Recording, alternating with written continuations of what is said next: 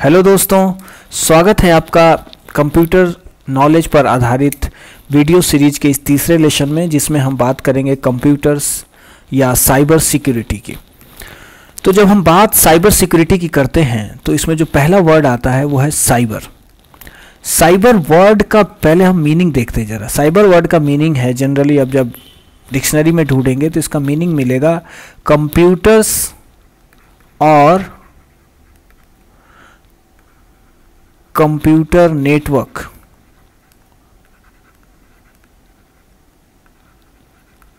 से रिलेटेड चीजें, means related to computer और कंप्यूटर नेटवर्क्स। इसका मतलब है जो भी चीज, जो भी एक्टिविटी, जो भी एलिमेंट, जो भी कंपोनेंट, जितनी भी एंटिटीज हैं जो या तो कंप्यूटर से रिलेटेड हैं या कंप्यूटर नेटवर्क से रिलेटेड हैं, वो सब के सब साइबर के अंतर्गत आते हैं। वो सब के सब साइबर के अंतर्गत आते हैं।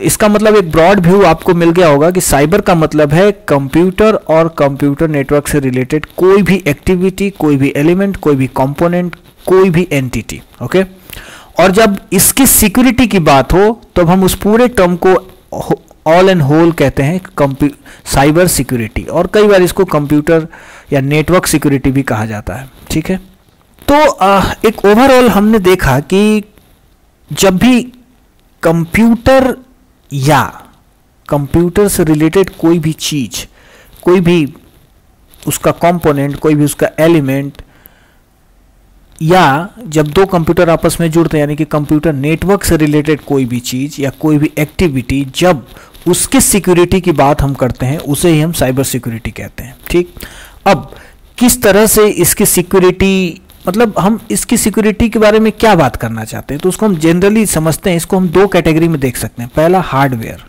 क्योंकि कंप्यूटर दो चीज़ों से मिलकर बना है, हार्डवेयर, और दूसरा सॉफ्टवेयर।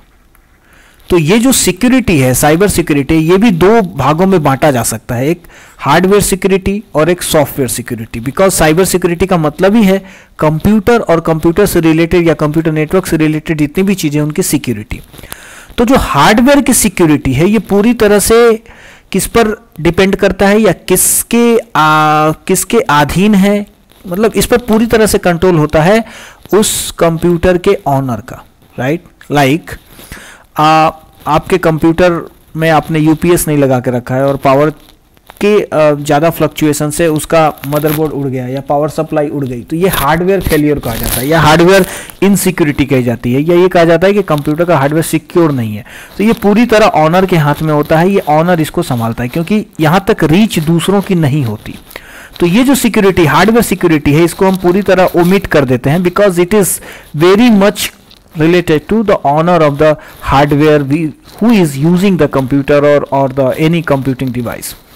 तो हम मेनली साइबर सिक्योरिटी के अंदर हम बात करेंगे सॉफ्टवेयर सिक्योरिटी की। ठीक है, तो हमने देखा कि सॉफ्टवेयर की सिक्योरिटी ही मेन साइबर सिक्योरिटी हम मान सकते हैं। ठीक, अब इसमें क्या बात है, पहले आप ये समझिए कि साइबर सिक्योरिटी के कुछ कंपोनेंट्स हैं। क्या कंपोनेंट्स हैं, देखिए कुछ उन कंपोनेंट्स के मैं नाम लिख रहा हूं, components of cyber security. Okay, उसमें से जो पहला है वो है कॉन्फिडेंशियलिटी। कॉन्फिडेंशियलिटी, अब इसका क्या मीनिंग है?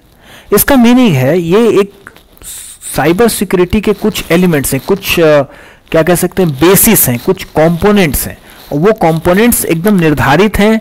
कोई भी चीज साइबर से रिलेटेड यानी कि कंप्यूटर या कंप्यूटर नेटवर्क से रिलेटेड इन रूल्स या इन कंपोनेंट्स को फॉलो करना चाहिए। तो उसमें जो पहला जो रूल का है या कंपोनेंट है साइबर सिक्योरिटी का, वो है कॉन्फिडेंशियलिटी। क्या इसका मतलब? इसका मतलब ये है, अच्छा इसकी बात मैं करूं उससे पहले आप एक चीज और समझ लो कि हमने देखा है अभी तक जितने भी कंप्यूटर को जितना भी हमने समझा है उसमें आप एक बात आप बहुत, अगर आप समझ चुके होंगे और अगर आपने नहीं समझा है तो समझ लीजिए कि कंप्यूटर में जो सबसे इंपॉर्टेंट चीज है वो है डेटा, और यही आगे जाकर बन जाता है इंफॉर्मेशन। ठीक है, तो अभी अभी थोड़ी देर पहले हमने चर्चा की कि कंप्यूटर का हार्डवेयर की सिक्योरिटी उतना इंपॉर्टेंट नहीं है ना, क्योंकि हार्डवेयर पे आपका बहुत ज़्यादा कंट्रोल है भी नहीं, क्योंकि हार्डवेयर इलेक्ट्रॉनिक्स का बना होता है, अगर कोई कंपोनेंट खराब हो गया तो आप उसमें कुछ कर नहीं सकते, आपको दूसरा ही लगाना पड़ेगा। तो और दूसरी बात, हार्डवेयर तक पहुंच केवल ऑनर की होती है, वहां पर कोई दूसरा पहुंच नहीं सकता, तो उसके इनसिक्योर होने के चांसेस बहुत कम होते हैं, ठीक। लेकिन जब हम बात सॉफ्टवेयर की करते हैं तो सॉफ्टवेयर पूरी तरह से किस पर डिपेंडेंट है, या सॉफ्टवेयर किस चीज को प्रोसेस करता है, डेटा को। डेटा प्रोसेस होने के क्या बनता है, इंफॉर्मेशन। और कोई जब सॉफ्टवेयर के इनसिक्योरिटी की जब हम बात करते हैं तो टोटली आप समझ लो बात कर रहे हैं हम डेटा की या इंफॉर्मेशन की। यानी कि कंप्यूटर में जो डेटा स्टोर्ड है, या कंप्यूटर, दो कंप्यूटरों के बीच नेटवर्क के थ्रू जो डेटा इंटरचेंज किया जा रहा है, ट्रांसफर किया जा रहा है एक जगह से दूसरे जगह, उसकी, या किसी के प्राइवेट इंफॉर्मेशन की, लाइक उसके बैंक का डिटेल, उसके पर्सनल डिटेल्स, इन सब चीजों में जब इनसिक्योरिटी आए तो ये मेनली कहा जाता है कि ये साइबर सिक्योरिटी का पार्ट है। तो आप एक बात यहां से क्लियर हो गई कि जब हम साइबर सिक्योरिटी की बात कर रहे हैं तो उसमें जो मेन कंपोनेंट है, हम किसकी सिक्योरिटी की बात कर रहे हैं, डेटा की या इंफॉर्मेशन की, ठीक है। मैं यहां पर दोनों चीज, मुझे केवल इंफॉर्मेशन लिखना चाहिए बट मैं डेटा भी लिख रहा हूं, बिकॉज डाटा ही बाद में इंफॉर्मेशन बनता है। तो कई बार वो डेटा भले ही इंफॉर्मेशन नहीं है, बट वो डेटा भी अगर इनसिक्योर है या अगर स्टील कर ले रहा है कोई, स्टील मतलब चोरी कर ले रहा है कोई, तो वो बहुत मुश्किल में डाल सकता है बहुत सारे पर्सन्स को और कई बार किसी कंट्री को भी। इसलिए डेटा और इंफॉर्मेशन में दोनों टर्म यूज कर रहा हूं। यहां पर थोड़ा सा एक चीज मैं डिफरेंस बता दे रहा हूं, हालांकि मैंने इसकी चर्चा की है बट स्टिल फिर भी यहां पे बता दे रहा हूं। जब आप कोई चीज रॉ फॉर्म में रहता है, जैसे 2, 5, अमर, ऐसी जो चीजें रहती हैं, मीन्स आपने कुछ आपने कोई भी जस्ट वैल्यूज को इकट्ठा कर लिया, इसे हम डाटा कहते हैं। लेकिन जब ये किसी मीनिंगफुल फॉर्म में बदल जाता है तब ये इंफॉर्मेशन होता है। जैसे अगर हम कहें कि एक आदमी का नाम अमर है, जिसके 2 बच्चे हैं और उसकी जो सैलरी है वो 5 लाख है। ऐसे अगर हम यही जो पहले रॉ वैल्यूज थी, ओनली कुछ वैल्यूज थी, कुछ टेक्स्ट था, कुछ नंबर थे, तो ये डेटा था। लेकिन जब यही एक तरीके से रिलेट हो गया और ये किसी चीज को रिप्रेजेंट, मतलब इसमें मीनिंग जुड़ गया, इसका कुछ मीनिंग आ गया, तब हम कहेंगे कि अब ये एक इंफॉर्मेशन बदल गया या इंफॉर्मेशन हो गया। तो डाटा और इंफॉर्मेशन के बीच का फर्क आपको समझ में आ गया होगा। तो डेटा और इंफॉर्मेशन दोनों ही चीजें ऑलमोस्ट सेम भी हैं, बट इनमें एक भारी डिफरेंस भी है। तो इन्हीं की सिक्योरिटी की बात हम साइबर सिक्योरिटी में कर रहे होते हैं, ठीक है। अब हम कंपोनेंट्स को देखते हैं। तो कॉन्फिडेंशियलिटी का क्या मीनिंग? कॉन्फिडेंशियलिटी का मीनिंग है कि डेटा या इंफॉर्मेशन जिसके लिए है, यानी कि जो ऑथराइज्ड है उसके लिए, वही उसको एक्सेस कर पाए। मतलब समझने का, इसको और मैं आसान भाषा में कैसे समझा सकता हूं मैं, जैसे अगर किसी एक पर्सन का फेसबुक अकाउंट है और तो उसका अपना अकाउंट, यानी कि उसके जो खुद के पर्सनल डिटेल्स हैं या उसका जो अकाउंट होता है वो केवल वही देख पाए या वही एक्सेस कर पाए, दैट इज कॉल्ड कॉन्फिडेंशियलिटी। इसका मतलब है कि ऐसा नहीं है कि किसी एक पर्सन का फेसबुक अकाउंट कोई दूसरा खोल ले या दूसरा कोई उसको एक्सेस कर पाए, उसमें कुछ मॉडिफाई कर दे, ऐसा नहीं होना चाहिए। That is called confidentiality. ये पहला कंपोनेंट है साइबर सिक्योरिटी का। दूसरा है इंटीग्रिटी। इंटीग्रिटी का मैं ये टर्म्स इसलिए बता रहा हूं, कई बार इससे क्वेश्चन पूछ दिया जाता है कि कंपोनेंट्स हैं साइबर सिक्योरिटी के, तो उसमें से 4 दे दिए, 2 नहीं दिए, है ना। इसलिए मैं ये सारे टर्म्स को डिस्कस कर ले रहा हूं। इंटीग्रिटी का मतलब क्या होता है? इंटीग्रिटी का मतलब होता है कि इंफॉर्मेशन या डेटा किसी भी ऐसे पर्सन द्वारा चेंज नहीं होना चाहिए या नहीं हो पाना चाहिए जो उसको चेंज करने के लिए ऑथराइज्ड नहीं है। मतलब कि कोई भी ऐसा पर्सन जिसको, जैसे गवर्नमेंट के वेबसाइट पे कुछ इंफॉर्मेशन रहती है, उसको कोई नॉर्मल आदमी जाकर चेंज नहीं कर सकता, उसको गवर्नमेंट के ही जो एम्प्लॉयड पर्सन्स हैं या अधिकृत जो एजेंसीज हैं वही चेंज कर पाती हैं, वही अपडेट कर पाती हैं। तो ऐसे इस वाले कंपोनेंट को, इस तरह के रूल्स को, इस तरह के कंडीशन को हम कहते हैं इंटीग्रिटी। मींस इंटीग्रिटी का सीधा सा मतलब आप ऐसा समझो आप कि अगर आप कहीं के इंफॉर्मेशन को यूज कर रहे हैं तो आप एकदम पूरी तरह से श्योर हैं कि ये एकदम ऑथराइज्ड डेटा है, इसको किसी अनऑथराइज्ड पर्सन ने चेंज नहीं किया है, ठीक है। कई जगह कई बार इंटीग्रिटी का मतलब ये भी होता है कि भले ही अनऑथराइज्ड पर्सन ने इसको चेंज किया है लेकिन वो डिटेक्टेबल हो। डिटेक्टेबल का मतलब ये हमें पता रहे कि इसको किसी अनऑथराइज्ड पर्सन ने चेंज किया है। मींस इंटीग्रिटी कुछ ऐसा है कि इसके दो पार्ट हम मान सकते हैं। पहला कि किसी इंफॉर्मेशन को कोई अनऑथराइज्ड पर्सन, मतलब जिसको वो अधिकार नहीं है चेंज करने का, वो चेंज नहीं कर पाना चाहिए, पहला। दूसरा कि कोई अनअधिकृत या अनऑथराइज्ड पर्सन अगर किसी डेटा को चेंज कर रहा है तो वो डिटेक्टेबल होना चाहिए बाय ऑथराइज्ड पर्सन। जो अधिकृत व्यक्ति है उसको ये पता चल जाना चाहिए कि किसी दूसरे ने या किसी अनऑथराइज्ड पर्सन ने इसको चेंज कर दिया है। This component is called integrity in computer security. Third जो कंपोनेंट है वो है अवेलेबिलिटी।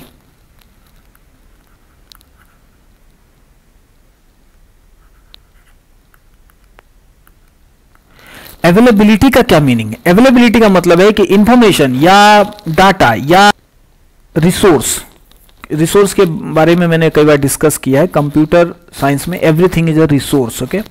रिसोर्स तो डेटा, इंफॉर्मेशन या रिसोर्स उस समय अवेलेबल होना चाहिए जब उसकी जरूरत हो। मान लो आपने कोई सॉफ्टवेयर बना दिया या कुछ सिस्टम बनाया या कोई ऐसा सॉफ्टवेयर बनाया जहां से जो लोगों को इंफॉर्मेशन, जहां से लोग इंफॉर्मेशन लेते हैं, valuable information, trustworthy information, authorised information, और जब किसी पर्सन को डेटा चाहिए या इंफॉर्मेशन चाहिए उस समय आपका सॉफ्टवेयर या वहां डेटा अवेलेबल ही नहीं है, तो ऐसी सिचुएशन नहीं आनी चाहिए। This is also important component of cyber security, that availability. आपका जो डेटा या इंफॉर्मेशन जो है वो जब जरूरत हो तब अवेलेबल होना चाहिए, ठीक है। चौथा कंपोनेंट है नॉन रिपुडिएशन।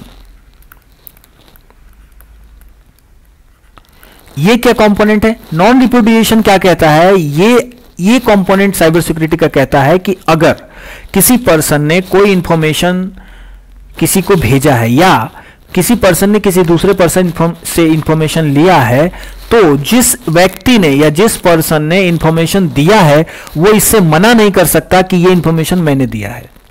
नॉन रिपुडिएशन, आप बाद में डिनाई नहीं कर सकते कि ये इंफॉर्मेशन मैंने दिया था, या ये अगर वो गलत है या किसी मायने में वो ऐसा इंफॉर्मेशन नहीं है जो सही है, तो वो व्यक्ति जिसने दिया है वो मना नहीं कर सकता। This is called non repudiation. इसका मतलब कि जैसे किसी फेसबुक पर जाकर आपने कोई पोस्ट कर दिया तो आप बाद में इसको डिनाई नहीं कर सकते कि ये पोस्ट मैंने नहीं किया है ना। That is called non repudiation. ये भी एक साइबर सिक्योरिटी का बहुत इंपॉर्टेंट पार्ट है। कुछ बुक्स और भी कंपोनेंट लिखते हैं, जैसे एक और कंपोनेंट आप देख सकते हैं, एक कंपोनेंट है इसका एक्सेस कंट्रोल। एक्सेस कंट्रोल जो कंपोनेंट है ये कहता है कि हर व्यक्ति केवल मीन्स आपका जो इंफॉर्मेशन है या सिस्टम में जो इंफॉर्मेशन होना चाहिए, सिस्टम का जो डेटा होना चाहिए, उस पर इतना कंट्रोल होना चाहिए, उसके एक्सेस पर कंट्रोल होना चाहिए कि कोई व्यक्ति जिसको एक्सेस दिया गया है केवल वही उसको एक्सेस कर पाए, दूसरा उसको एक्सेस ना कर पाए। This is called access control. ये बहुत हद तक आपको इंटीग्रिटी और कॉन्फिडेंशियलिटी से मिलता हुआ रहेगा, बट ये बिल्कुल अलग है। बस फिलहाल के लिए आप इतना ही समझ लीजिए। एक्सेस कंट्रोल का मतलब है कि जो इंफॉर्मेशन को बनाने वाला है या जो इंफॉर्मेशन को देने वाला है वो पूरी तरह से कंट्रोल रखा है कि कौन इसको एक्सेस कर पाएगा और कितने हद तक कर पाएगा, क्योंकि एक्सेस के भी लेवल होते हैं। कैसे?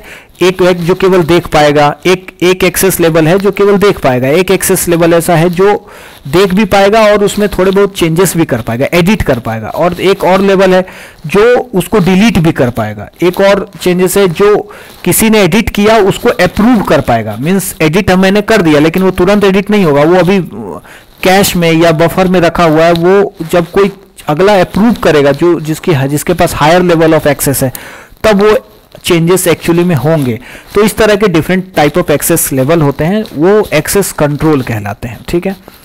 इसके अलावा भी और भी कंपोनेंट है, जैसे प्राइवेसी है। मींस हर यूजर को, यानी कि डेटा के जो यूजर हैं, प्राइवेसी है। हर यूजर को उनकी एक प्राइवेसी होनी चाहिए, यानी कि वो अपने डेटा को हमेशा एक्सेस कर पाए। ऐसा नहीं कि उसी का डेटा है और उसी को एक्सेस नहीं करने दिया जा रहा है।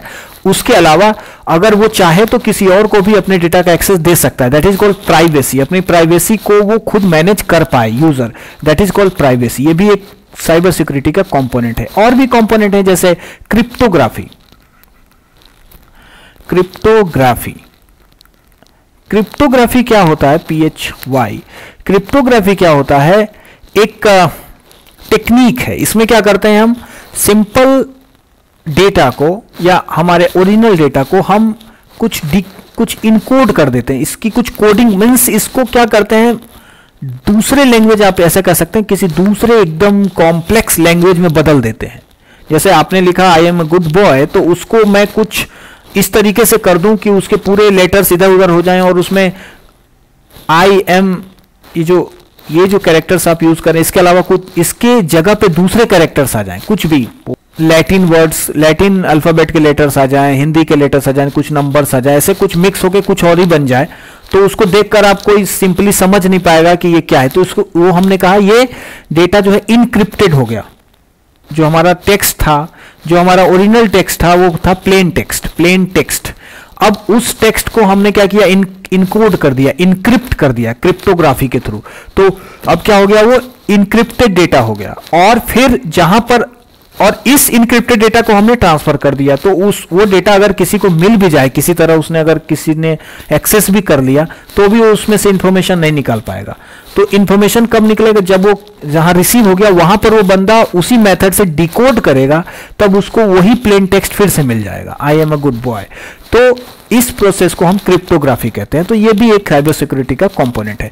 तो ये इतने सारे कंपोनेंट्स थे साइबर सिक्योरिटी के, जो कि जब भी कभी साइबर कंप्यूटर या कंप्यूटर नेटवर्क से रिलेटेड चीजें बनती हैं, या हम कोई चीज डिवाइस करते हैं, या हम कोई चीज कंप्यूटर से रिलेटेड सर्व कर रहे हैं, किस यूजर्स को दे रहे हैं, तो उस समय हम इन सब चीजों की, इन सभी कंपोनेंट्स पर अपने सॉफ्टवेयर को, जो भी हम अपना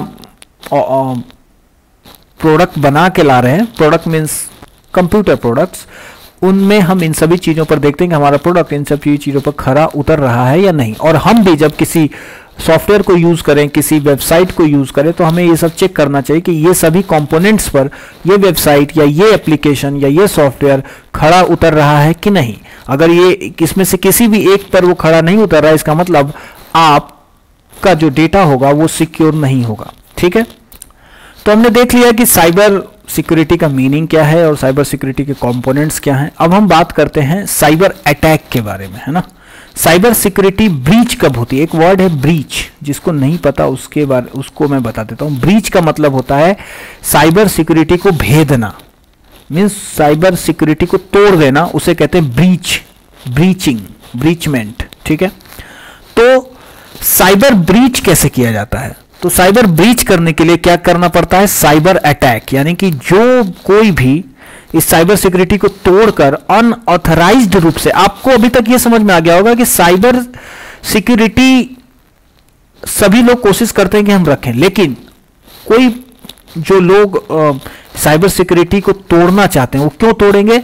आपके कीमती डेटा को चुराने के लिए, आपके इंफॉर्मेशन को हैक कर लेने के लिए, या चुरा लेने के लिए, चुराना वर्ड परफेक्ट है।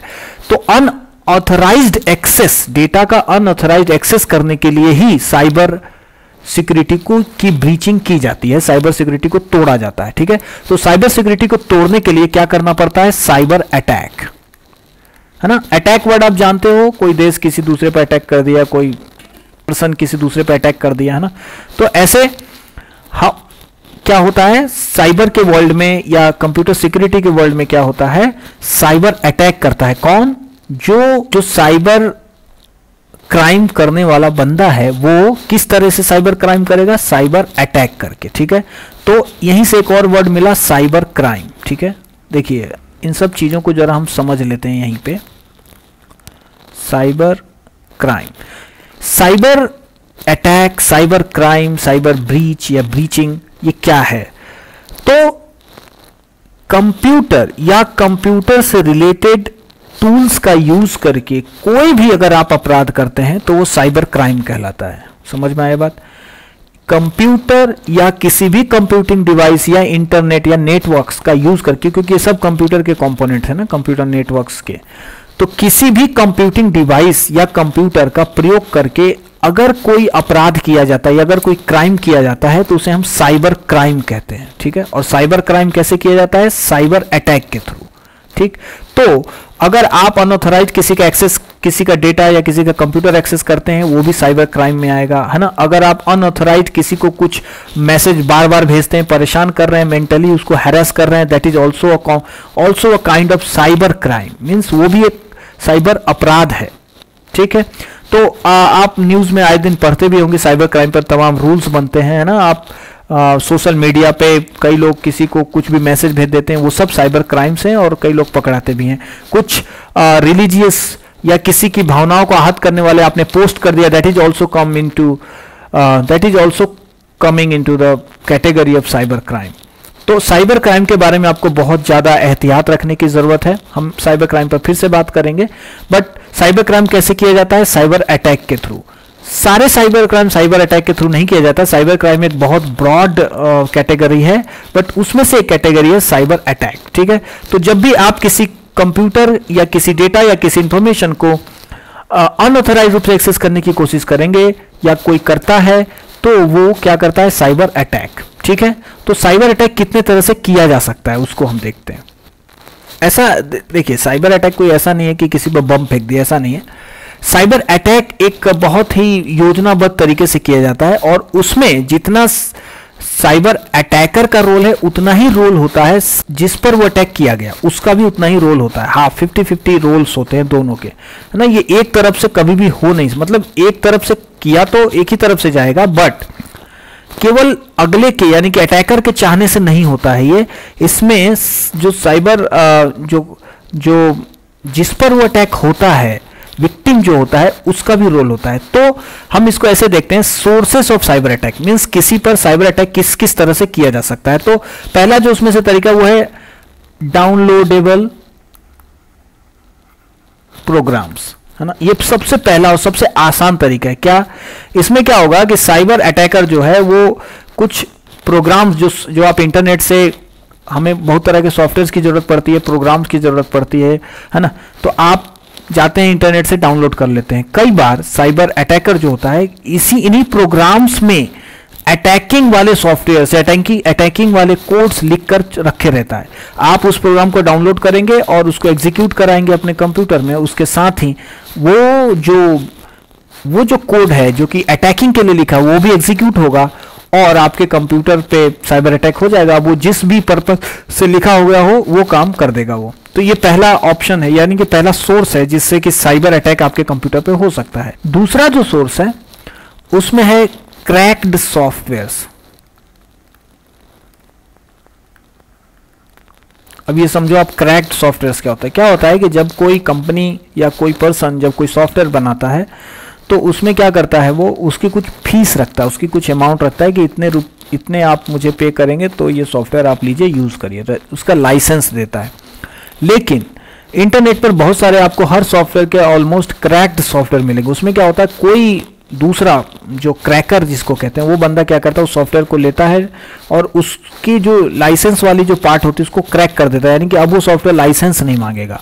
लेकिन ऐसे सॉफ्टवेयर में वो जो क्रैकर था, जिसने सॉफ्टवेयर को क्रैक किया, उसमें से लाइसेंस वाला पार्ट हटाया, वो क्या करता है, कई बार इसमें कुछ ऐसे अटैकिंग वाले, साइबर अटैकिंग वाले कोड्स या यूं कहें मैलिशियस कोड्स, मतलब जो आपके कंप्यूटर पर नकारात्मक इफेक्ट कर देंगे, नकारात्मक कुछ प्रोसेसिंग शुरू कर देंगे, ऐसे कोड्स भी डाल देता है। तो अब आप क्या करते हैं, पैसे बचाने के चक्कर में जब आप क्रैक्ड सॉफ्टवेयर डाउनलोड करते हैं, तो सभी में नहीं बट बहुत सारे में हो सकता है, ऐसे चांसेस हैं कि उसमें वो अटैकिंग वाले कोड्स हों, मैलिशियस कोड्स हों और वो आपके कंप्यूटर को फिर क्षति पहुंचा दे।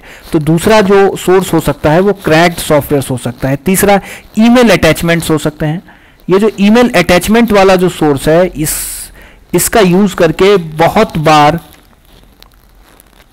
अटैक किया गया है, साइबर अटैक किया गया, वायरस को फैलाया गया है, साइबर अटैक को किया गया है। अभी रिसेंटली पिछले ईयर भी इसी तरीके का एक अटैक हुआ था जो ईमेल अटैचमेंट के थ्रू फैला था। तो ईमेल अटैचमेंट में क्या होता है कि जो मैलिशियस या जो अटैकिंग वाले सॉफ्टवेयर्स होते हैं, अटैकिंग वाले कोड्स होते हैं, उसको ईमेल में एज एन अटैचमेंट अटैच करके भेज दिया जाता है। और जो ईमेल रिसीवर होता है वो क्या करता है, वो उसको अनजाने में, उसको पता नहीं है क्या है, उसने उसको ओपन कर दिया ओपन करने से वो अटैचमेंट एग्जीक्यूट होता है और फिर उसका कंप्यूटर पे अटैक हो गया होता है। और चूंकि ये ईमेल से फैला है तो वो ईमेल अगर किसी और को गया तो उसके कंप्यूटर पे भी चला जाएगा, तो ये बहुत तेजी से फैलता भी है और ये एक सोर्स है किसका, साइबर अटैक का। इसके अलावा इंटरनेट एक बहुत बड़ा, हालांकि इसमें से दो चीजें हमने जो चर्चा की, डाउनलोडेबल प्रोग्राम भी इंटरनेट से ही आप डाउनलोड करते हैं, क्रैक सॉफ्टवेयर भी आप इंटरनेट से ही डाउनलोड करते हैं, ईमेल भी इंटरनेट के थ्रू ही चलता है, बट जरूरी नहीं कि ये तीनों केवल इंटरनेट से ही चले, ये आप बिना इंटरनेट ये इंट्रानेट पे भी कर सकते हो, है ना। इंटरनेट एक अलग, इंटरनेट भी एक जरिया, एक सोर्स है साइबर अटैक का। कैसे, जैसे आपने एनीडेस्क या टीम व्यूअर इस तरीके के सॉफ्टवेयर का प्रयोग करना शुरू किया और इसमें आपने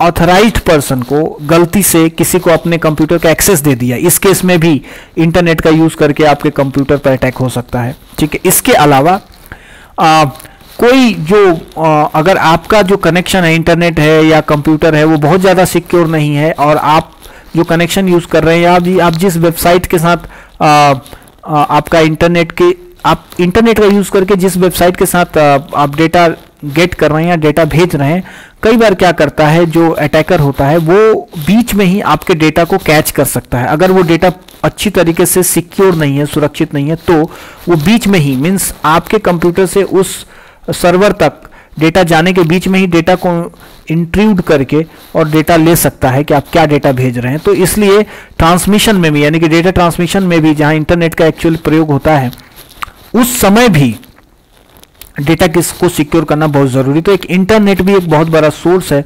साइबर अटैक होने का। और इसके अलावा भी और तरीके हैं, जैसे बूटिंग फ्रॉम मैलिशियस सीडी, है ना, बूटिंग फ्रॉम मैलिशियस सीडी। अब ये जो था, आजकल सीडी से तो बूटिंग बहुत कम हो रहा है, बट फिर भी हो रहा है, बट अभी भी हो रहा है। इसका मतलब क्या, बूटिंग का मतलब होता है कंप्यूटर को शुरू करना। तो जब आप कंप्यूटर को पहली बार, जब कोई कंप्यूटर तैयार होता है तो उसमें ऑपरेटिंग सिस्टम नहीं होता, तो उस समय सीडी के थ्रू इसको बूट किया जाता है, कंप्यूटर को स्टार्ट किया जाता है और फिर ऑपरेटिंग सिस्टम की फाइलें डाली जाती हैं कहाँ, हार्ड डिस्क में, सो दैट अगली बार ये खुद से स्टार्ट हो पाए, हार्ड डिस्क से ही वो ऑपरेटिंग सिस्टम की फाइल्स को ले पाए।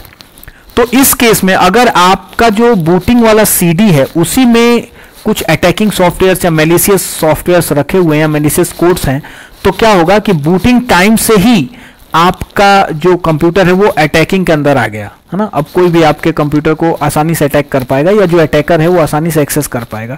तो ये सारे सोर्सेज हैं साइबर अटैक होने के। समझ में आई बात आपको। लेकिन साइबर अटैक हमेशा, जितना रोल अटैकर का होता है उतना ही रोल उसमें विक्टिम का भी होता है, यानी कि जिस पर अटैक हुआ उसका भी होता है। अगर वो अपने कंप्यूटर का एक्सेस अनजाने रूप से किसी तरह नहीं दे रहा है या कोई अनवांटेड सॉफ्टवेयर नहीं इंस्टॉल कर रहा है, नहीं चला रहा है, तो उस पर अटैक होने के चांसेस नगण्य होते हैं, ठीक है।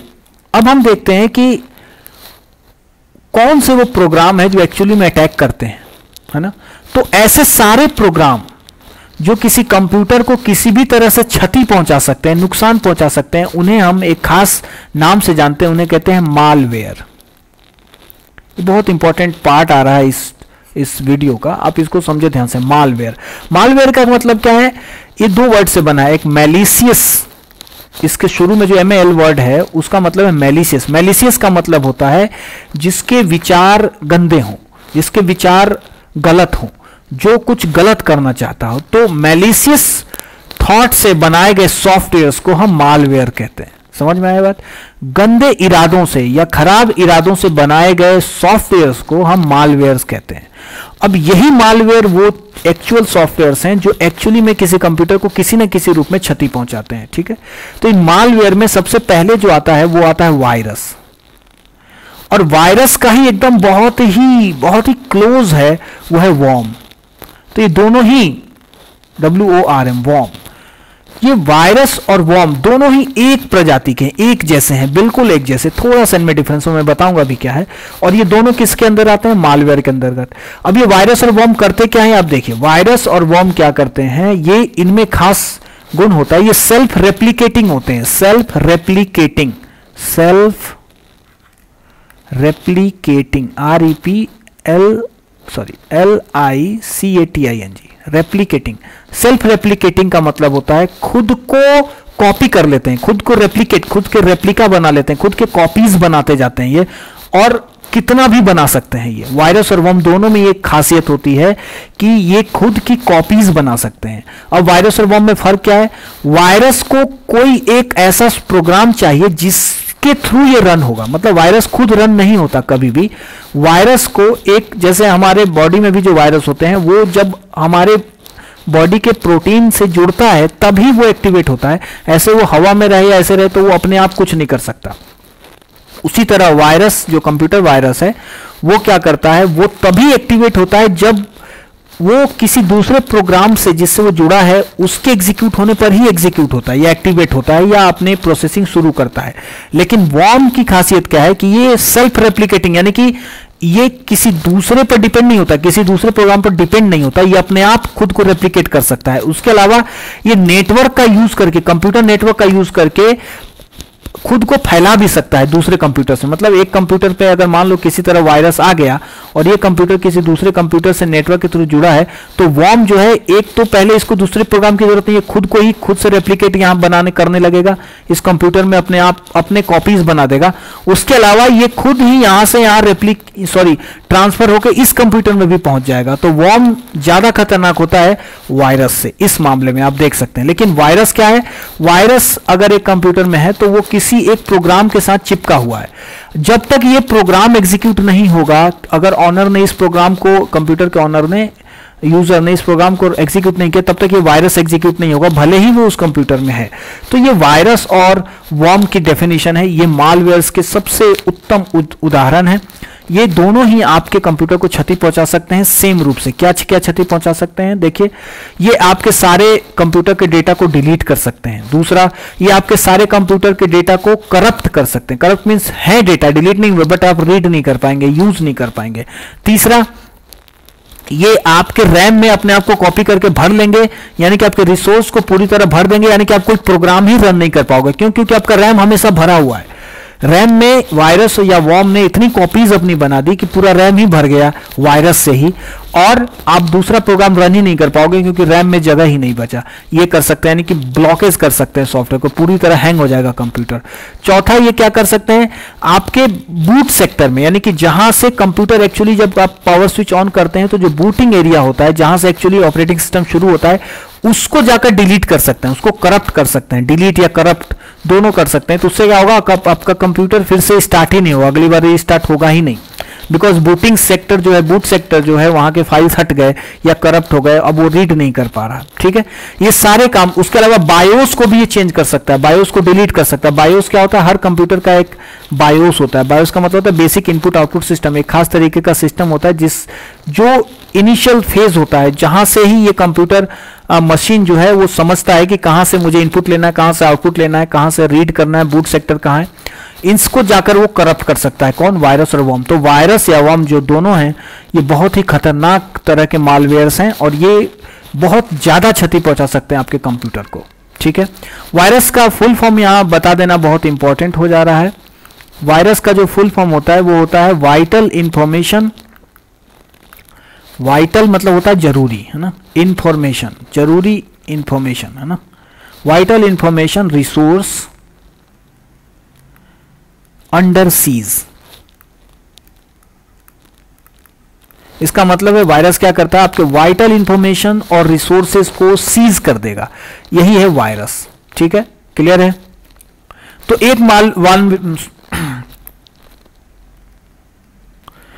एक मालवेयर हम समझ गए क्या है, वायरस या वर्म, दोनों में फर्क भी मैंने बता दिया। दूसरा मालवेयर आ जाता है ट्रोजन। ट्रोजन, या कई बार इसको ट्रोजन हॉर्स भी कहा जाता है। इसकी चर्चा मैंने पहले भी की है। ट्रोजन हॉर्स क्या है? बहुत पहले किसी देश में एक तरीके का लकड़ी का घोड़ा बनाकर किसी दूसरे देश में भेजा गया था एज अ गिफ्ट, और उसके अंदर वो बड़ा सा घोड़ा था, उसके अंदर सेना के बहादुर जो कुछ सिपाही थे, कुछ चुने हुए, उनको छुपाकर भेज दिया गया था। और वो इस तरह क्या हो गया, वो पूरे अंदर पहुंच गए राज्य के, और दूसरे राज्य को मतलब उस पर हमला बोल दिया इंटरनली। तो इसे छुपा हुआ एक तरीके का चाल कहते हैं, चाल से समझ सकते हैं। तो वहीं से उसको ही ट्रोजन हॉर्स कहा गया था, वहीं से ये नाम टोटली वहीं से लिया गया ट्रोजन हॉर्स। ये क्या करते हैं, ये आपके कंप्यूटर में छिपे होते हैं। सबसे पहली बात, इनमें ये खासियत नहीं होती वर्म और वायरस वाली, क्या ये सेल्फ को रेप्लिकेट नहीं कर पाते, ये अपनी कॉपी नहीं बनाते, ये नॉन रेप्लिकेटिंग होते हैं। और ये क्या करते हैं, इनका काम केवल इतना होता है, कंप्यूटर में छुपे रहते हैं। ये कुछ करेंगे नहीं, कुछ ऐसी एक्टिविटी नहीं करेंगे जिससे आपको लगे कि कुछ ऐसा हो रहा है कि कंप्यूटर एबनॉर्मल हो गया या कुछ ऐसा नहीं करेंगे। ये बस चुपचाप आपके कंप्यूटर में रहेंगे और आप क्या एक्टिविटी कर रहे हैं, आप क्या इंफॉर्मेशन कहां दे रहे हैं, आप कौन सा वेबसाइट खोल रहे हैं, आप कौन से सॉफ्टवेयर खोल रहे हैं, कौन सा गाना बजा रहे हैं, इस तरीके के इंफॉर्मेशंस को क्या करेगा, ये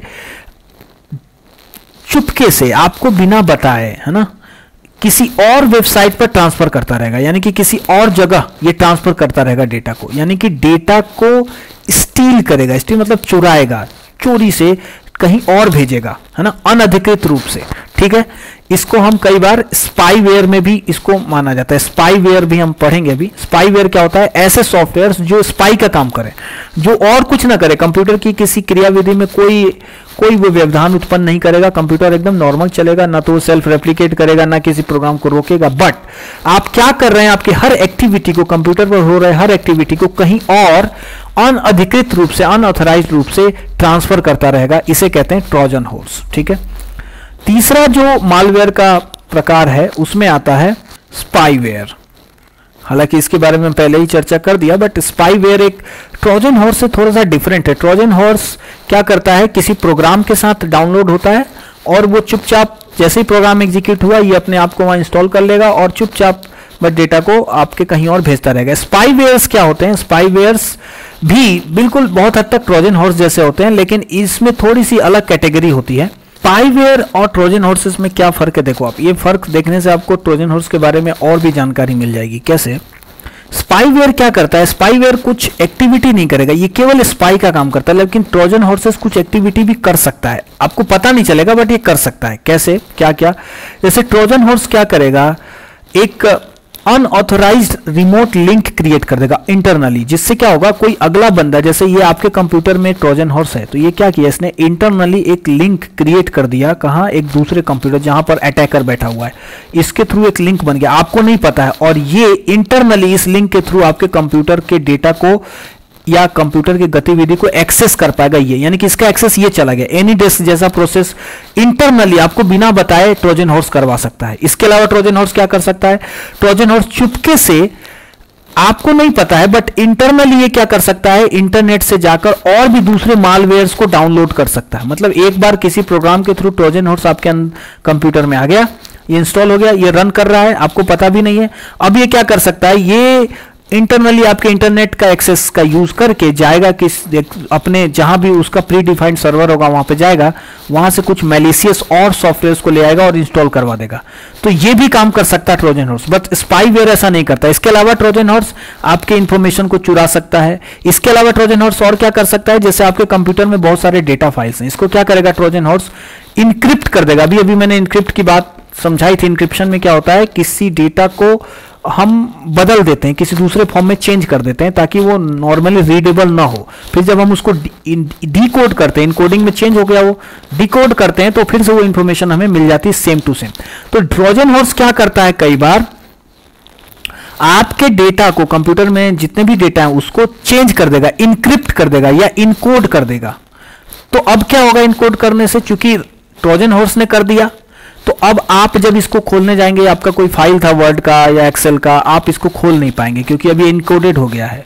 अब क्या करेगा ये आपको एक मैसेज देगा कि ये डेटा इनकोडेड है, इसको अगर आपको डिकोड करना है तो इसकी जो की है जिसके थ्रू ये डिकोड होगा वो हम देंगे और आप हमें इतना पैसा इस अकाउंट पर भेजो। इस तरीके की भी चीजें ट्रोजन हॉर्स के थ्रू की जाती हैं। लेकिन स्पाईवेयर का काम क्या है, स्पाईवेयर बस आपके कंप्यूटर में अगर आ गया तो ये क्या करेगा, आप क्या एक्टिविटी कर रहे हैं, जैसे आपने कौन कौन से की दबाए, इसको की लॉगर कहते हैं। ये थोड़ा सा आप वर्ड समझ लें, की लॉगर एक खास तरीके का सॉफ्टवेयर है या इंस्ट्रूमेंट कह सकते हैं, टूल है जो क्या करता है, आपने अपने कीबोर्ड के कौन कौन से बटन दबाए, कितनी बार दबाए, ये सब इसको लॉक कर लेगा। लॉक का मतलब होता है इसकी हिस्ट्री बना लेगा पूरी तरह, और ये कहीं और भेज देगा, मतलब बता देगा आप कहीं जो भी इसका, जहां भी इसका सर्वर रहा हो, जिसके थ्रू ये भेजा गया हो, वहां पर आपके की के प्रेसिंग के हिस्ट्री को भेज देगा। अब वो जो अटैकर है या जो इस स्पाईवेयर को आपके कंप्यूटर में डाला है या जिसके थ्रू ये आया है, वो आप कंप्यूटर पर कौन कौन से की दबा रहे हैं वो सब जान जाएगा, और अगर उसको चाहिए, अगर वो कर सकता है तो कुछ ऐसा इंफॉर्मेशन वहां से निकाल सकता है। दूसरा, स्पाईवेयर क्या करेगा, ये घड़ी घड़ी या कुछ कुछ समय पर आपके कंप्यूटर का स्क्रीनशॉट लेने लगेगा, आपको पता भी नहीं चलेगा, और ये स्क्रीनशॉट जो भी आपके डेस्कटॉप पे चल रहा है उसका स्क्रीनशॉट लेकर और कहीं और भेजता रहेगा, आपको पता भी नहीं चल रहा है। स्पाईवेयर है ना, स्पाईवेयर स्पाई का काम करेगा, ये स्क्रीनशॉट लेके भेज देगा। तीसरा, आप वेब में क्या क्या ब्राउज कर रहे हैं, कौन कौन से वेबसाइट खोल रहे हैं, किस किस वेबसाइट पर कितनी देर रहे हैं, ये सारी चीजों का इंफॉर्मेशन आपका लेता रहेगा कौन, स्पाईवेयर। और फिर इसको किसी दूसरे रिमोट सर्वर पर, मतलब जहां के लिए ये बना है वहां पर ये सारे आपके डेटा को भेजता रहेगा। ट्रोजन हॉर्सेस भी ये सारे काम करते हैं, ये सारे काम ट्रोजन हॉर्सेस करते हैं। लेकिन ट्रोजन हॉर्सेस इसके अलावा भी दूसरे काम कर सकते हैं। तो आप ये ऐसा कह सकते हो कि ट्रोजन हॉर्स भी एक तरीके का स्पाईवेयर है, बट ट्रोजन हॉर्स एक खास कैटेगरी है जो स्पाईवेयर से ज्यादा एक्टिविटीज कर सकता है, ठीक है। लेकिन स्पाईवेयर के बहुत सारे मैलिशियस मालवेयर्स बनते हैं जो केवल स्पाईवेयर का काम करते हैं। तो ये मालवेयर्स की कुछ ब्रॉड कैटेगरीज हैं जिसमें वायरस, ट्रोजन हॉर्स और स्पाईवेयर्स आते हैं। अब हम देखते हैं some types of cyber attacks.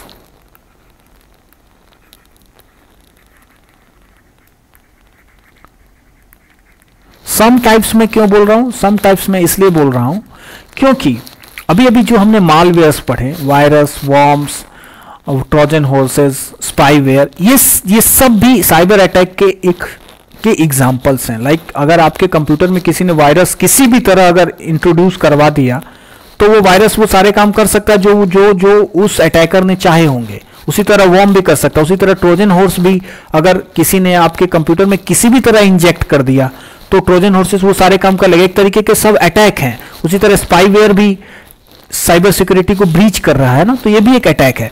तो ये सारे मालवेयर्स सारे काम कर सकते हैं। इसके अलावा भी कुछ टाइप ऑफ साइबर अटैक्स होते हैं जिसमें कि आपको देखने को मिलेगा, जिसके बारे में बहुत पूछा जाता है उसमें, जिसमें से पहला है स्पूफिंग।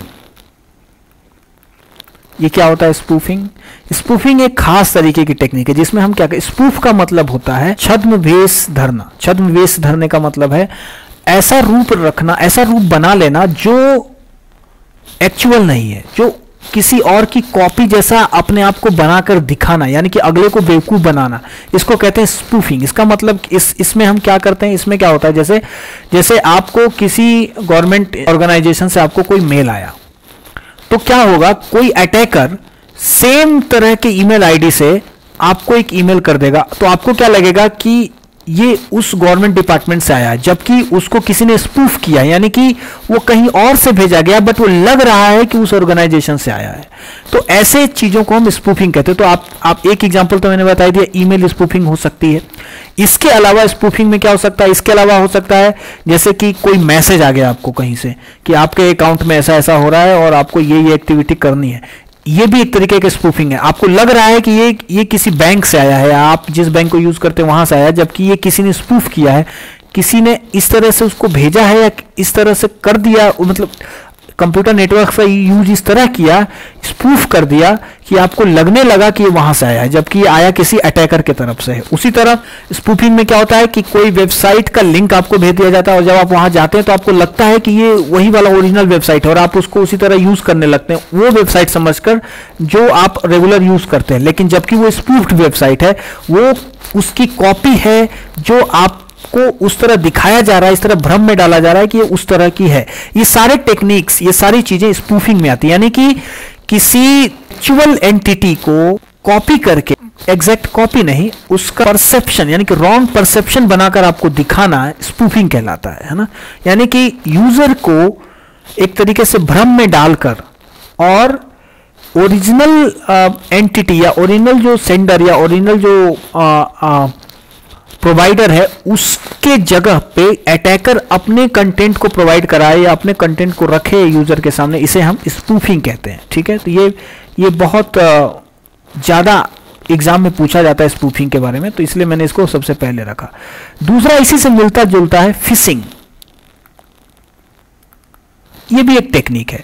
तो आप एक चीज ध्यान से समझ लो कि फिशिंग जो है वो भी एक कैटेगरी है स्पूफिंग का, यानी कि फिशिंग भी बहुत हद तक स्पूफिंग जैसा। इसमें क्या होता है कि जैसे आप फेसबुक यूज करते हैं मान लीजिए, तो इसने क्या किया कि फेसबुक नाम का एक वेबसाइट बना दिया, लेकिन उसमें ई के जगह डबल सी बुक कर दिया ऐसे .com। अब चूंकि सी और ई एक जैसे दिख रहे हैं तो आप पकड़ नहीं पाओगे कि ये फेसबुक नहीं है, है ना। लेकिन वेबसाइट का जो फील है, उसके जो कलर हैं, उसके जो मेनूज हैं, उसके जो लॉगिन वाले वो सब सेम टू सेम है एग्जैक्ट। तो आपने यहां गौर नहीं किया और आप जाकर यहां पर अपना यूजर आईडी पासवर्ड और ये सब डालने लगे, तो क्या हुआ, ये जब आपने इंफॉर्मेशन डाला तो ये कहां पहुंच गया, अटैकर के पास, क्योंकि ये तो एक्चुअल फेसबुक पर गया नहीं। और जब ये डेटा आप जैसे सबमिट कर देंगे, ये उसको मिल गया, उस समय उसे बोल देगा कि वो सर्वर इज नॉट डाउन, और ये किसी तरह ट्रांसफर करके आपको एक्चुअल वेबसाइट facebook.com पे पहुंचा देगा। आप वहां फिर से ट्राई करें, आपको लगेगा कि कुछ नेटवर्क इश्यू हुआ होगा, आप फिर से ट्राई करेंगे और आपका लॉगिन हो जाएगा। बट आप तो एक्चुअल फेसबुक पे आ गए, कोई बात नहीं, बट यहां पर आप इंफॉर्मेशन छोड़ आए, अपना लॉगिन आईडी पासवर्ड जो कुछ भी इंफॉर्मेशन। तो फेसबुक एक एग्जांपल है। अगर आप किसी बैंकिंग वेबसाइट पर अगर इस तरह का फिशिंग हो गया आपके साथ, तो आप अपने सारे अकाउंट के डिटेल यानी कि लॉगिन आईडी और लॉगिन पासवर्ड ये सब आप वहां छोड़ आए, तो इसे कहते हैं फिशिंग। इस तरह के तमाम वेबसाइट्स बनाकर और लोगों को बेवकूफ बनाया जाता है, उनके डेटा लिए जाते हैं, इसे फिशिंग कहते हैं, है ना। एक्चुअल वेबसाइट की कॉपी करके और उसको एक दूसरे रूप में मीन्स भ्रामक नाम देकर, भ्रामक डोमेन नाम ये सब देकर यूजर को उलझा दिया जाता है, इसे कहते हैं फिशिंग। तो आपको देखकर लग रहा होगा कि स्पूफिंग में भी तो लगभग यही हो रहा था, बट स्पूफिंग का दायरा थोड़ा बड़ा है ना। आप ऐसा समझिए कि स्पूफिंग टेक्निकल चीजों को इन्वॉल्व करता है। टेक्निकल चीजें जैसे ईमेल को वो कर देना, नेटवर्क का जो डेटा ट्रांसमिशन और उसके पैकेट को चेंज कर देना। अभी पैकेट आपको वर्ड समझ में नहीं आ रहा होगा, मान लो डेटा ट्रांसफर हो रहा है नेटवर्क के अंदर वायरों के थ्रू, वहां पे डेटा को चेंज कर देना, ये भी एक स्पूफिंग कहलाता है ना। ईमेल को बदल देना, यानी कि आपको इस ईमेल को स्पूफ करना, ईमेल को एग्जैक्ट वैसा बनाकर भेज देना, है ना, ये सब स्पूफिंग में आता है। यानी कि स्पूफिंग टेक्निकल चीजों को इन्वॉल्व करता है, टेक्निकल पार्ट आता है इसमें। जबकि फिशिंग क्या है, बहुत ज्यादा रिलेटेड है किससे, साइकोलॉजी से। इसमें यूजर के या ह्यूमन के साइकोलॉजी को प्रयोग करके और लोगों को बुद्धू बनाया जाता है, उल्लू बनाया जाता है, इसे कहते हैं फिशिंग। ठीक है। तीसरा और भी साइबर अटैक्स के टाइप हैं, उसमें जो तीसरा है वो आ सकता है, उसमें हम ले सकते हैं रैंसमवेयर।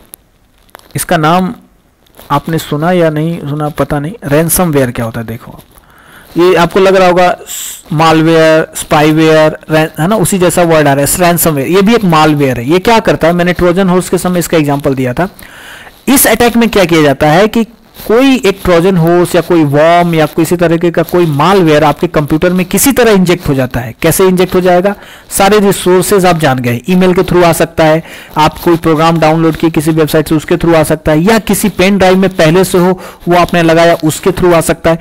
कैसे भी जब ये सॉफ्टवेयर या जब ये मालवेयर आपके कंप्यूटर में आ गया, अब ये क्या करेगा, ये आपके कंप्यूटर में जितने फाइल्स हैं, डेटा फाइल्स जितने भी फाइल्स हैं, उन सबको इनक्रिप्ट कर देगा या कहें इनकोड कर देगा। इनक्रिप्ट या इनकोड का मतलब आप समझ गए हैं, इसके जो भी डेटा है इसको बदल देगा, इसका रूप बदल देगा। अब आप इसको रीड नहीं कर पाएंगे, आप इसको ओपन करने जाएंगे वो आपका सॉफ्टवेयर बोलेगा नहीं ये कुछ और ही है, मैं इसको रीड नहीं कर पाऊंगा। और ये क्या करेगा, फिर जब भी आप उसको ओपन करने जाएंगे तो आपके कंप्यूटर पर एक इंफॉर्मेशन का पेज ये खोल देगा ऐसे नोटिस बोर्ड टाइप का, और बोलेगा कि ये जितने भी डेटा आपके हैं उसको हमने इनक्रिप्ट किया है, और अगर आपको इसको डिक्रिप्ट करने के लिए की चाहिए तो हमें इतना पैसा दीजिए, इस अकाउंट पर इतना बिलियन, इतना मिलियन, जो भी ये बोलेंगे। तो रैंसम का मतलब होता है बदले में पैसा लेना, है ना। तो रैंसमवेयर इस तरीके के जब अटैक होते हैं सॉफ्टवेयर का यूज करके, इसे हम कहते हैं रैंसमवेयर अटैक। ठीक है। तो स्पूफिंग, फिशिंग और रैंसमवेयर के बाद और भी अटैक्स हैं। जैसे देखिए एक अटैक है एडवेयर, इसका नाम आपने सुना होगा। जब आप किसी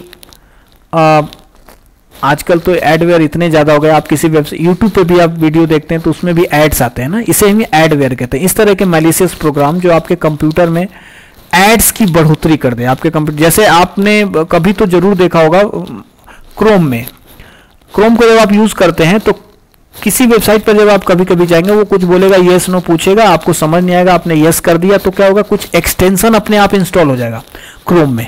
अब वो बैकग्राउंड में काम कर रहा है, वो क्या करेगा, आपके नीचे से इधर से हर कभी यहां पर आएगा और यहां से कुछ आप कुछ क्रोम में यूज कर रहे हैं, कुछ वेबसाइट खोल रहे हैं, कुछ देख रहे हैं, और यहां से नीचे से इतने बड़े पॉपअप आएंगे, इसमें कुछ ऐड चलने लगेगा 3 4 5, फिर ये थोड़ी देर बाद थोड़ी आप इसको बंद करेंगे, फिर 2 सेकंड 5 सेकंड 10 सेकंड के बाद फिर से ये आ जाएगा।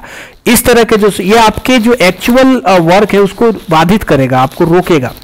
और अगर आपने कहीं गलती से क्लिक कर दिया तो आपको कहीं और ले जाएगा, वहां से कोई और मालवेयर आ जाएगा, ये एक चेन तरीके का बन जाएगा। इसे इस तरीके के सॉफ्टवेयर्स को हम एडवेयर्स कहते हैं। ये भी एक तरीके के कंप्यूटर सिक्योरिटी ब्रीच है। ठीक है, आपको समझ में आ गया होगा आई थिंक। पांचवा है हैकर या हैकिंग।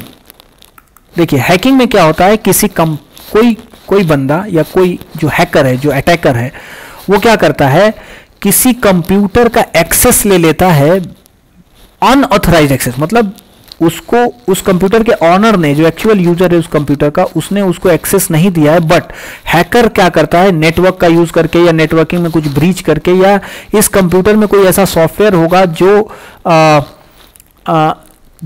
उसको ये अनऑथराइज्ड एक्सेस दे दे, है ना, या कोई ट्रोजन हॉर्स को भेजकर किसी भी तरह से, जब कोई पर्सन या कोई अटैकर किसी कंप्यूटर का अनऑथराइज्ड एक्सेस ले लेता है, उसे हम कहते हैं हैकिंग करना। ठीक है, और इसी तरह से मिलता जुलता एक वर्ड है क्रैकर। तो हैकर और क्रैकर में क्या फर्क? क्रैकर क्या करता है, किसी सॉफ्टवेयर में इंट्रूजन करता है। इंट्रूजन एक वर्ड है जिसका मतलब होता है बिना अनुमति के घुसना, है ना। तो सॉफ्टवेयर हैकर और क्रैकर लगभग एक जैसे हैं, बट हैकर क्या करता है, किसी सिस्टम का, पूरे सिस्टम का एक्सेस लेता है, किसी कंप्यूटर का ही एक्सेस लेता है, इससे रिलेटेड है।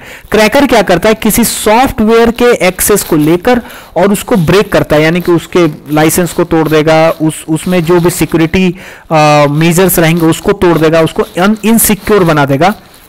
ये काम करता है कौन? क्रैकर। समझ में आया? क्रैकर का जो मेन डिफरेंस है क्रैकर और हैकर में, वो यही है कि क्रैकर सॉफ्टवेयर्स पे काम करता है, सॉफ्टवेयर के सिक्योरिटी को तोड़ देता है, सिक्योरिटी को ब्रीच करता है, जबकि हैकर जो है, सॉफ्टवेयर का मतलब एप्लीकेशन, जैसे आप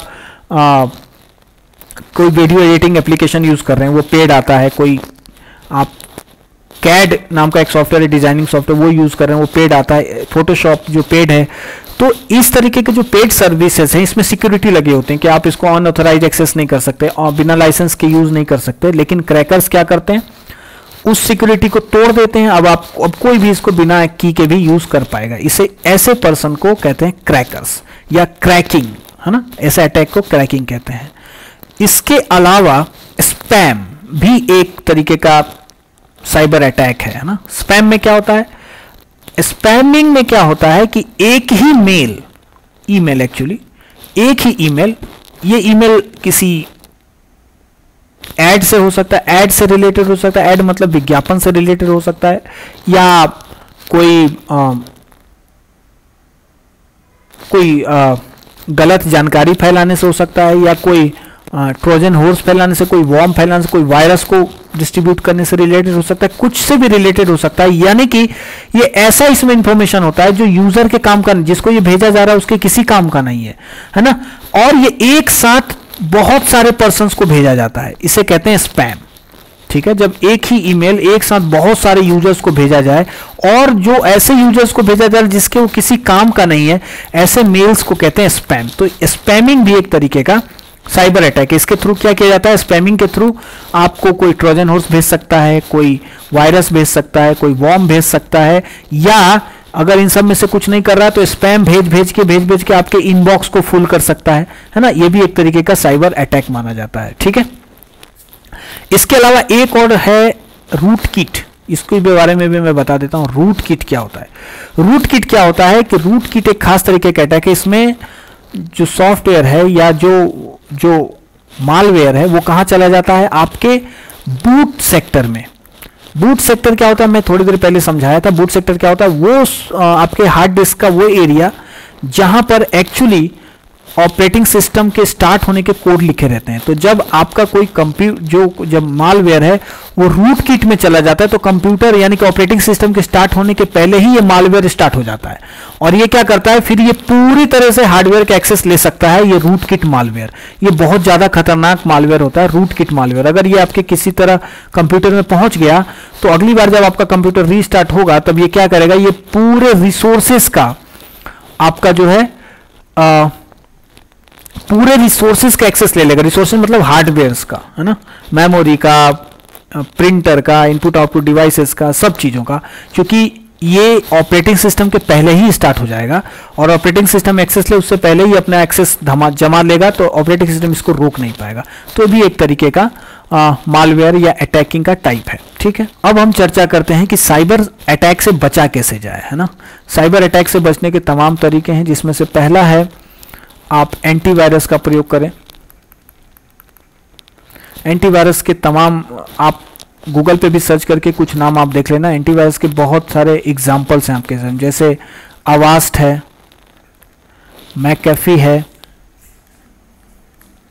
इसके अलावा क्विक हील है। ये सब एंटीवायरस के एग्जाम्पल्स हैं और आप इनका प्रयोग करके वायरस के अटैक से बच सकते हैं या साइबर अटैक से बच सकते हैं बहुत हद तक, है ना। कोई वॉर्म, कोई इस तरीके की चीज़ें जब आएंगी आपके कंप्यूटर में तो उसको ये रोक देंगे। ठीक, इसके अलावा आप पासवर्ड को बहुत ज़्यादा कॉम्प्लिकेटेड या सिक्योर बनाकर, आप पासवर्ड एकदम कॉम्प्लिकेटेड बनाकर भी इन सब चीज़ों से बच सकते हैं अपने। यानी कि अगर आपका पासवर्ड जितना कॉम्प्लिकेटेड रहेगा, जितना उसमें आप नॉर्मल चीज़ों, नॉर्मल वर्ड्स, नॉर्मल लेटर्स का प्रयोग नहीं करेंगे, उतना ज़्यादा आपका पासवर्ड सिक्योर होगा। और पासवर्ड सिक्योर होने से आप बहुत हद तक खतरों से बच जाएंगे, क्योंकि आपका एक्सेस कोई आसानी से ले नहीं पाएगा। ठीक है, और पासवर्ड तोड़ने के भी तमाम तरीके होते हैं। उसमें कई बार ब्रूट फोर्स एक टेक्निक होता है, हैकर्स इसका प्रयोग करते हैं। ब्रूट फोर्स में क्या होता है कि किसी भी कैरेक्टर का जितने कॉम्बिनेशन हो सकते, मतलब ए टू जेड, ए से लेकर जेड तक के जितने कॉम्बिनेशन होंगे वो सब ट्राई किया जाता है पासवर्ड को, किसी पासवर्ड को ब्रेक करने में। तो ये बहुत ज़्यादा टाइम कंज्यूमिंग अटैक होता है। इसमें सारे कॉम्बिनेशंस को प्रयोग करके देखा जाता है कि ये पासवर्ड काम कर रहा है क्या, ये कर रहा है क्या, ये कर रहा है क्या। इसे कहते हैं brute force attack, brute force attack, है ना। ये भी देखो एक टाइप का अटैक है, लेकिन ये पासवर्ड को तोड़ने के लिए प्रयोग किया जाता है। ठीक है, दूसरा एक और अटैक होता है पासवर्ड को तोड़ने के लिए, डिक्शनरी अटैक। डिक्शनरी अटैक में क्या होता है, आपके पास एक फाइल होता है जिसमें बहुत सारे वर्ड्स यानी कि पासवर्ड्स लिखे रहते हैं, और ये प्रोग्राम है, ये जो अटैक वाला प्रोग्राम है, ये क्या करता है, इसके सारे वर्ड्स को उस पासवर्ड से मैच कराता है, देखता है कि इसमें से कोई कौन सा काम कर रहा है, जो काम कर रहा है उसको यूज कर लेता है। इसे कहते हैं डिक्शनरी अटैक। और तीसरा होता है मिक्स्ड अटैक। इसमें क्या होता है, ब्रूट फोर्स और डिक्शनरी दोनों का यूज कर लिया जाता है जो जिसकी जरूरत पड़े, है ना। तो ये पासवर्ड को तोड़ने के तरीके हैं, brute force attack, dictionary attack और मिक्स्ड अटैक। तो आप अपने कंप्यूटर पे अनवांटेड प्रोग्राम्स को इंस्टॉल मत करिए, एंटीवायरस का प्रयोग रखिए, आपके सॉफ्टवेयर्स को अपडेटेड रखिए, आपके ऑपरेटिंग सिस्टम्स को अपडेटेड रखिए, पासवर्ड बहुत ही स्ट्रांग प्रयोग करिए, और किसी को भी अनवांटेड या अननोन पर्सन को अपने कंप्यूटर का एक्सेस मत दीजिए किसी भी एनी डेस्क टाइप के सॉफ्टवेयर का यूज करके। ठीक, और किसी भी ऐसे वेबसाइट्स को ओपन मत करिए जिससे आपको कोई ज़रूरत नहीं है और जिसके बारे में आप अवेयर नहीं है। कोई भी वेबसाइट आपको कोई नोटिफिकेशन देता है कि ये इंस्टॉल कर लीजिए या येस नो, तो आप उसको नो ही करिए मैक्सिमम केसेस में, जब तक आप समझ नहीं रहे हैं। ठीक है, ये सारे अगर आप चीज़ें इस तरीके के प्रिकॉशंस लेते हैं तो आप साइबर अटैक से बहुत हद तक 99% केसेस में बच सकते हैं। तो साइबर सिक्योरिटी के बारे में ये पूरा लेसन था। आई होप कि आपको पसंद आया होगा, आपको सारी जानकारी मिली होगी एग्जाम के पर्सपेक्टिव से भी और नॉर्मल जनरल नॉलेज के पर्सपेक्टिव से भी। तो मिलते हैं नेक्स्ट वीडियो में, तब तक के लिए बाय बाय।